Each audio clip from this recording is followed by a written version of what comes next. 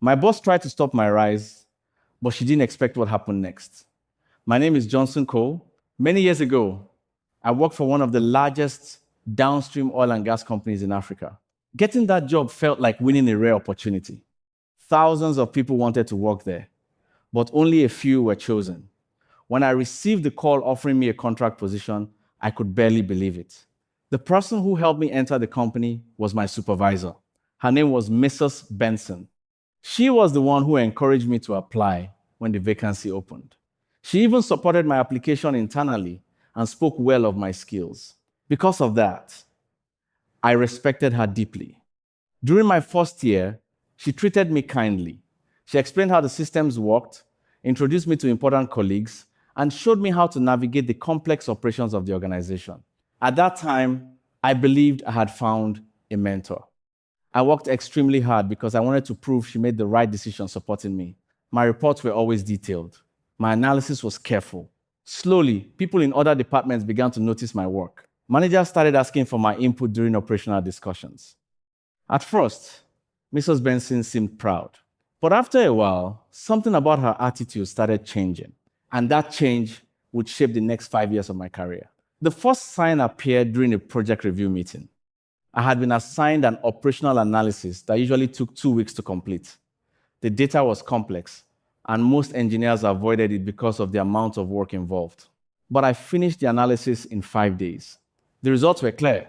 Several inefficiencies in the system could be corrected, saving the company both time and money. Senior engineers were impressed. One of them even congratulated me during the meeting. I felt proud of my work. But when I glanced at Mrs. Benson, her reaction surprised me. She did not look pleased. Later that afternoon, she called me into her office. Her tone was calm, but her words confused me. "You should slow down," she said. I thought she was joking. "Slow down?" I asked. "Yes," she replied. "You are attracting too much attention." I laughed softly, thinking she meant it as friendly advice, but she did not smile. That conversation stayed in my mind. Soon after that day, her behavior started changing in small but noticeable ways. Tasks came with shorter deadlines, instructions became less clear, and sometimes she would give me assignments late in the evening that had to be completed by morning. At first, I believed it was normal workplace pressure, but over time, I realized something troubling. As months passed, the pressure increased. Mrs. Benson never criticized me openly in meetings.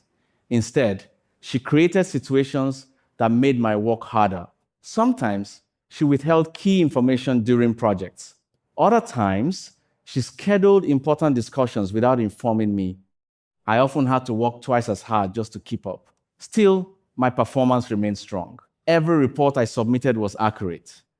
Every recommendation I made was supported by clear data. Managers from other departments began asking specifically for my analysis. While that should have been good news, it seemed to make Mrs. Benson uncomfortable. Years passed like this, 5 years to be exact. During that entire period, I remained a contract employee. In our organization, that status meant limited security and fewer benefits. Most people who performed well were eventually converted to full employees. But for me, that never happened. Meanwhile, I watched other colleagues with less experience receive permanent positions. Eventually, the pressure became exhausting. There were moments when I seriously considered resigning. Inside the company structure, supervisors held enormous influence over contract staff. If your supervisor refused to support your growth, your career could easily stall. And that was exactly what seemed to be happening to me. Then one day, an opportunity appeared that could change everything. The company announced an opening for a permanent employee position within our department. This was the opportunity every contract worker hoped for. The role offered better benefits, job security, and clear career progression. When I reviewed the job requirements, I realized something immediately. I was fully qualified. In fact, I had more operational experience than most candidates likely to apply. Naturally, the process required support from my supervisor. But when the discussion began, Mrs. Benson surprised everyone. Instead of recommending me, she started pushing strongly for someone outside the company. That decision confused many people. One senior colleague finally raised the question during a panel meeting. "What about him?" he asked. mentioning my name. The room became quiet. Mrs. Benson responded quickly. He doesn't have the necessary academic qualifications, she said. But the senior colleague asking the question already knew something important. I actually had 2 academic degrees. He understood immediately that her statement was not accurate. Still, he chose not to argue publicly. Instead, the discussion was quietly postponed. The position remained open, and the tension inside the department quietly grew. A few months later, something unexpected happened. The company scheduled its 3-year operational audit. Every 3 years, an external auditor from the parent company visited to evaluate performance. These audits were extremely serious. The auditor examined operational records, safety systems, production data, and improvement projects. For several days, he reviewed hundreds of documents. Many of those documents were reports I had prepared during the previous 3 years. Near the end of the audit, the auditor held a meeting with local management. During the meeting, he asked a simple question: who implemented these operational improvements? He asked while holding several reports. One manager mentioned my name. The auditor looked surprised. And he's still a contract employee? He asked. The room fell silent, because according to his analysis, the improvements recorded during the last 3 years had significantly increased operational efficiency. Most of those improvements were linked to my work. The auditor turned to the management team again. This level of performance normally comes from senior staff, he said. That moment made several people uncomfortable. But what happened next would change everything. And my boss would soon realize that trying to block my progress had created a problem she could not control. The auditor's question created tension in the room. No one answered immediately. I was not present in the meeting. But later, I heard the story from colleagues who attended. The auditor had spent days studying our operational records. He compared data from the previous audit with the most recent performance reports. The difference was clear. System efficiency had improved. Operational delays had reduced. Maintenance planning had become organized. Most of the documents behind those improvements carried my name. The auditor asked again, why is he still a contract employee? Local management looked at Mrs. Benson. She responded quickly. He only stepped in temporarily while we evaluated staffing needs, she said. The auditor nodded slowly, but continued asking questions. He wanted to know who actually performed the operational coordination during the period when my former supervisor had left the role. Eventually, someone explained that I had been handling many of those responsibilities in an acting capacity. The auditor wrote several notes in his report. That moment created pressure inside the management team. Because if the parent company believed a high performer was being kept as a contract employee unfairly, it could raise serious questions. Mrs. Benson understood that risk immediately. And that was when she made a decision that would later create a very big problem. Shortly after the audit meeting, Mrs. Benson acted quickly. Without informing many people, she initiated something called a management of change document.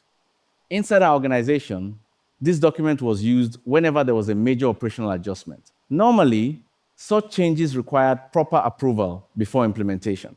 But this time, something unusual happened. Mrs. Benson prepared the document herself.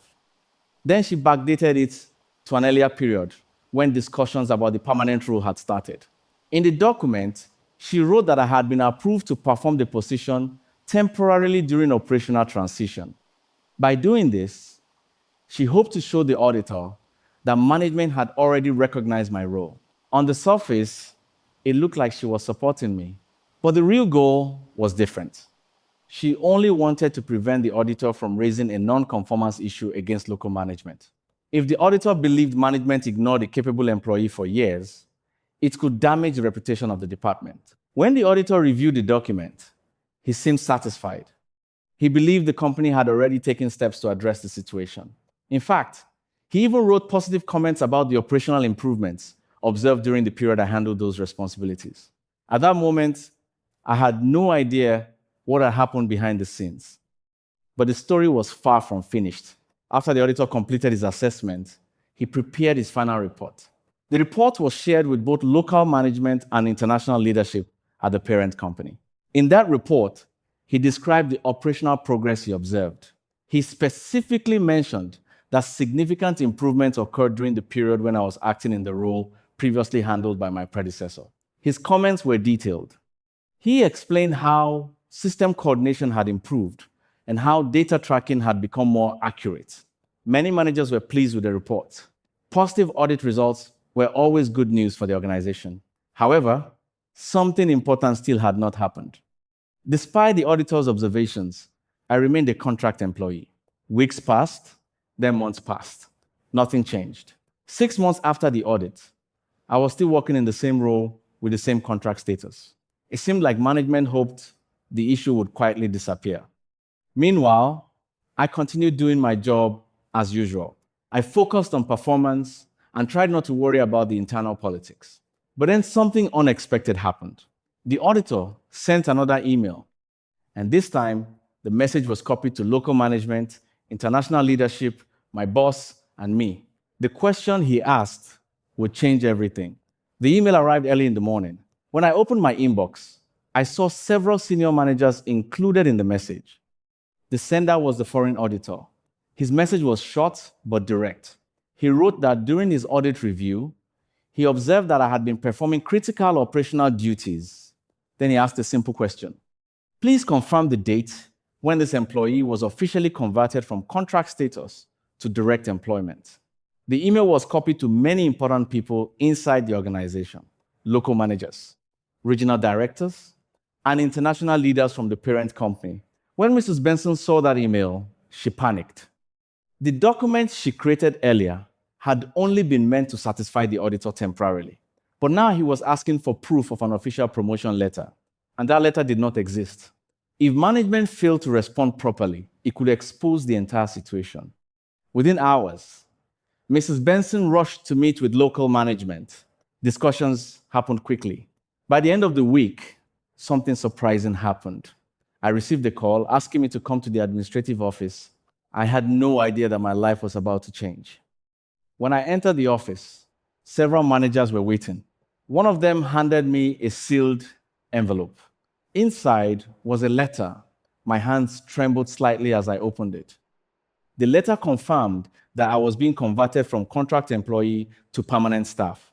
Not only that, my salary package was being increased almost 7 times compared to my contract pay. For a moment, I could not speak.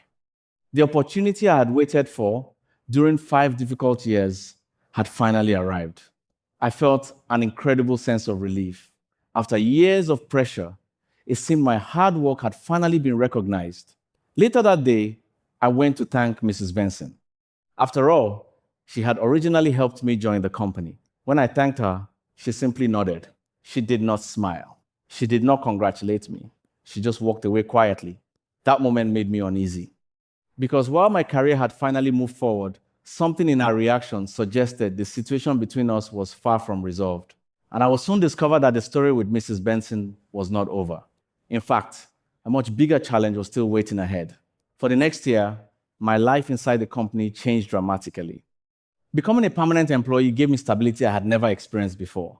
My responsibilities increased, and I continued managing the operational role I had been performing for years. Many colleagues congratulated me. Some of them quietly admitted they always believed I deserved the position.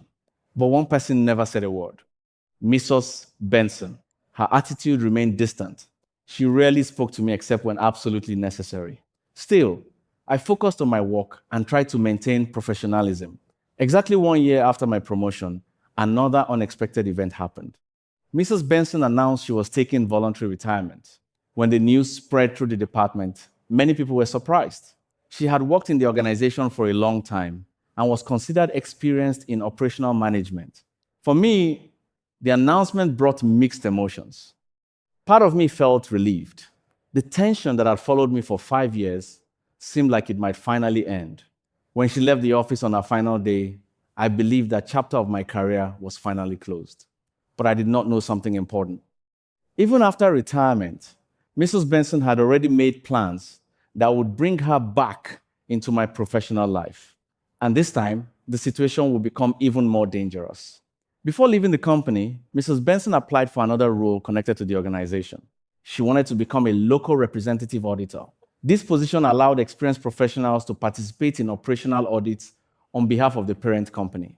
Because she had many years of experience, her application was approved. At the time, I did not think much about it. After all, Auditors normally reviewed several facilities across different locations. The chances of her auditing our operations seemed small. 6 months passed peacefully after her retirement. My new manager had taken over her previous role.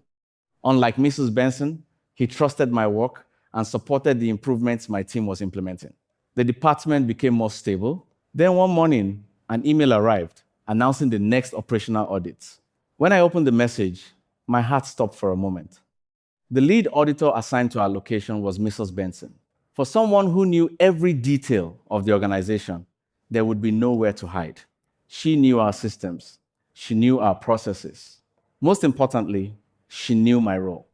Suddenly, the relief I felt after her retirement disappeared because now she was returning to evaluate the work of my team. The audit week arrived quickly.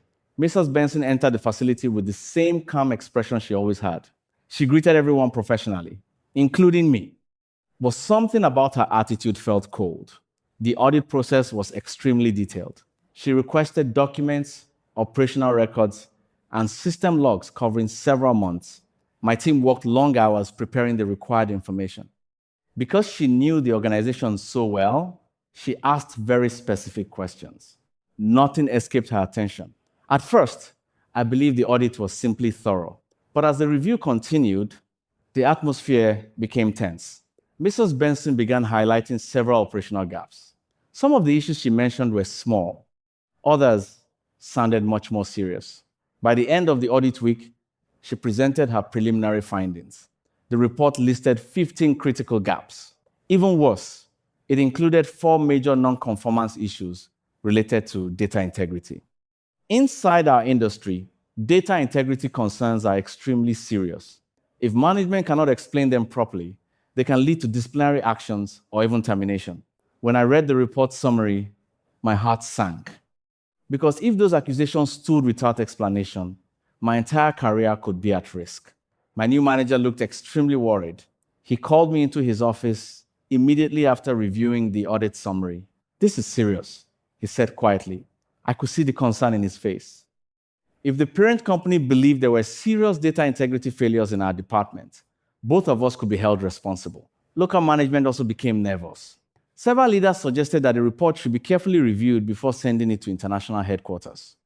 Sometimes auditors allowed internal clarification before final submission, but Mrs. Benson refused. She insisted that her report be sent immediately to the parent company. Soon after, the international leadership team requested explanations. The complex manager responsible for the entire operation summoned both me and my manager. He wanted to understand how such serious issues could appear in our department. Before the meeting, I spent hours reviewing the audit report again. Every detail, every reference, every observation. Then, while studying one section closely, something caught my attention. A small detail that seemed unusual. At first, it looked insignificant. But the more I examined it, the more I realized something important. Mrs. Benson had made a critical mistake. While reviewing the audit report carefully, I noticed something strange about the references she used. Several operational guidelines mentioned in her findings were obsolete versions. Those documents had been replaced by updated procedures months earlier. Under the current standards, the processes my team followed were actually correct. The more I checked the details, the clearer the situation became. Her report had evaluated our work using outdated reference materials. If that mistake was proven, the entire set of findings could be challenged. The next morning, I presented my observations to the complex manager. He listened carefully while reviewing the documents. After comparing the current procedures with the references used in the audit report, he nodded slowly. "This changes things," he said. Then he gave me a direct instruction. "Prepare a detailed report explaining the discrepancies you found." My manager looked relieved. If we could demonstrate that the audit findings were based on incorrect references, we might avoid serious consequences. But I also knew something else. Mrs. Benson was not someone who made careless mistakes easily.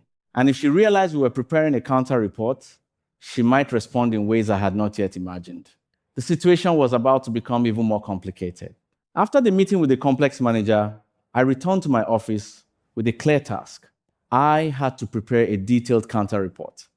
This report would examine every observation Mrs. Benson made in her audit findings and compare it with the current operational standards used by the company. The work required extreme attention to detail. If even one explanation was weak, the accusations about data integrity could still damage my career. For several days, I studied the documents carefully. I reviewed operational guidelines, maintenance records, and the latest procedure updates issued by the parent company. Slowly, the pattern became clear. Many of the references used in the audit report were outdated versions of operational standards. Those documents had been replaced months earlier by updated procedures. Under the correct standards, the processes followed by my team were fully compliant. That meant the audit findings were built on incorrect references. When I shared the first draft of my report with my current manager, he looked relieved. If this holds up during review, it could change everything, he said. He even made a promise. If we resolve this data integrity issue successfully, I will recommend you for promotion. For the first time since the audit began, I felt hopeful, but the situation was far from over. While the counter report was being prepared, something unexpected happened. One afternoon, a colleague approached me quietly in the corridor. He looked around carefully before speaking. "I had something you should know," he said. His voice was low. "What is it?" I asked. He hesitated for a moment. "There are people who believe this audit report was meant to target your manager," he said. I was surprised. "Target him?" I asked. "Yes," he replied. According to him, certain internal disagreements existed between some senior staff and my current manager. If the audit report confirmed serious operational failures, it could weaken his position. In that situation, my manager might be blamed for poor oversight. And if that happened, he could lose his role. Suddenly, the situation looked more complicated than I first believed. My colleague continued. "You might not be the main target," he said, "but your work is connected to the department's performance." That meant the consequences could still reach me. As I returned to my desk, I realized the issue had grown beyond a simple audit disagreement. Now, it involved internal politics at a higher level. A few days later, another colleague came to speak with me privately. This time, the message was even more surprising. He told me that Mrs. Benson had already heard about the counter report we were preparing. Someone inside the organization had informed her. He looked serious as he spoke. "She knows you are challenging the audit findings," he said. Then he made an unusual request. "Some people believe it might be better if you let the matter go." I stared at him in disbelief. "Let it go?" I asked. He nodded slowly. "The idea was never to destroy your career," he explained. "The real target was your manager." He suggested that if I stayed quiet, the local management might protect me. In other words, the department could shift responsibility toward my manager while avoiding deeper investigation. For a moment, I considered the situation carefully. Accepting that suggestion might protect me temporarily, but it would mean ignoring the truth. And it would leave my manager exposed to consequences he did not deserve. Finally, I gave my answer. "No," I said calmly. "If there is an error in the audit report, the truth should be documented." My colleague sighed quietly. Then he said something that made me uneasy. "This issue might go beyond local management now." Over the next few weeks, the situation continued attracting attention. What started as an internal audit disagreement slowly reached higher levels of the organization. The parent company became interested in the issue of data integrity mentioned in the audit report. Inside large organizations, data integrity concerns are treated very seriously. If operational data cannot be trusted, the consequences can affect safety, production planning, and regulatory compliance. Because of that, international leadership began reviewing the situation. My counter report was submitted to the complex manager, who carefully examined the evidence. He compared the operational procedures referenced in the audit report with the updated versions currently approved by the parent company. The difference was clear.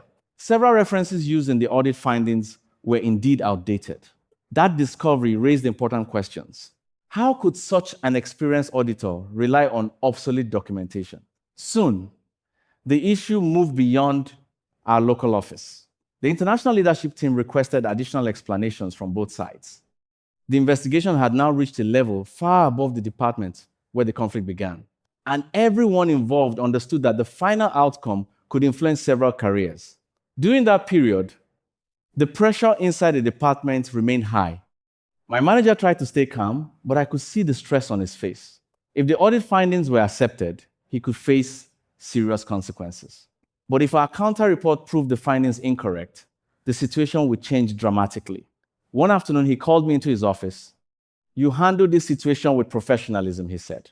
"I know the pressure has been difficult." He paused for a moment. "If the review confirms the issues you identified in the audit report, it will protect both the department and the company." His words gave me encouragement. But the final decision was no longer in our hands. International leadership now had all the documents. They would decide which version of events was accurate. As I left the office that evening, I thought about the long journey that brought me to this moment. From a contract employee struggling under constant pressure to someone whose work was now being examined by the highest levels of the organization. The next decision would determine whether my career moved forward again or faced the greatest challenge it had ever known. The weeks that followed were some of the longest in my career. Every day we waited for feedback from international leadership. They had received both documents, Mrs. Benson's audit report and the counter report I prepared. During that time, the department remained tense. Some colleagues tried to avoid discussing the issue. Others quietly asked me if the situation would be resolved soon. My manager tried to stay calm, but the pressure was obvious. If the international review accepted the audit findings, the consequences could be serious for both of us. Finally, one morning, an email arrived from headquarters. A review panel had completed its first assessment of the documents. They requested additional clarification about the references used in the audit report. Specifically, they wanted to understand why several operational standards cited in the audit findings did not match the latest approved procedures issued by the parent company. That request immediately changed the atmosphere because the question pointed directly to the same issue I had identified earlier. The use of outdated references. For the first time since the audit report was released, I felt a sense of confidence returning. The truth was beginning to receive the attention it deserved. Over the next few days, the review panel examined every detail carefully. They compared operational records, procedure manuals, and system updates issued by the parent company. My counter report helped them trace the timeline of the updated procedures. The result became clear. The operational steps followed by my team were based on the current approved guidelines. However, the audit findings had referenced older documents that were no longer valid. When the review panel completed its analysis, they prepared a summary for senior leadership. Their conclusion was direct. The audit findings related to data integrity could not be supported using the correct operational standards. In simple terms, the accusations against our department were based on outdated information. That conclusion removed the most serious threat from the situation. My manager received the news with visible relief. For weeks, he had carried the pressure of possible disciplinary action. Now, the evidence showed that the department had followed the proper procedures. For me, the moment felt like a heavy weight had finally been lifted. But the review process was not finished yet. After confirming the documentation issue, the review panel contacted Mrs. Benson. They asked her to explain why the outdated references had been used during the audit process. For someone with her level of experience, the question was serious. Auditors are expected to verify that they are working with the latest approved procedures before issuing findings. I was not present during those discussions, but the outcome soon became clear. The review panel concluded that the audit report required significant correction. The major non-conformance findings related to data integrity were withdrawn. Several other observations were also removed. In the end, the department received only minor recommendations for improvement, nothing close to the serious accusations that appeared in the original report. When the corrected report reached local management, the atmosphere in the office changed immediately. My manager called me into his office again. "This result happened because you stayed calm and focused on the facts," he said. His words meant a lot to me because the situation could have easily ended very differently. Not long after the review process ended, the department began returning to normal operations. The tension that had filled the office for weeks slowly disappeared. My team resumed its regular responsibilities, and operational improvements continued. One afternoon, my manager invited me to a meeting with local leadership. During the discussion, he spoke openly about the work I had done during the investigation. He explained how the counter report helped clarify the misunderstanding created by the audit findings. At the end of the meeting, he repeated the promise he made earlier. He recommended me for promotion to a higher operational role within the department. Hearing those words felt almost unreal. After years of pressure and obstacles, my career was finally moving forward again. Later that evening, I thought about everything that had happened since the day I first joined the company as a contract employee. The journey had not been easy, but every challenge had taught me something important: patience, professionalism, and the value of standing by the truth even when the situation feels overwhelming. Today, when I look back at that chapter of my career, I realize how much it changed me. The challenges I faced were not only about professional growth, they were also lessons about integrity and resilience. For 5 years, I worked under a supervisor who tried to slow my progress. Even after leaving the company, she returned in a position that could have ended my career. At several moments, it would have been easier to walk away or stay silent. But I chose a different path. I trusted the evidence. I focused on facts rather than emotions. And I allowed the truth to speak through careful documentation. In the end, the same system that once seemed to block my progress became the place where my work was finally recognized. My promotion, my stability, and the respect I earned from colleagues were not accidents. They were the result of persistence and professionalism. The experience taught me something I will never forget. Sometimes people try to stop your rise, but if you remain patient and continue doing your work with integrity, the truth has a way of revealing itself. And when it does, the results can change everything.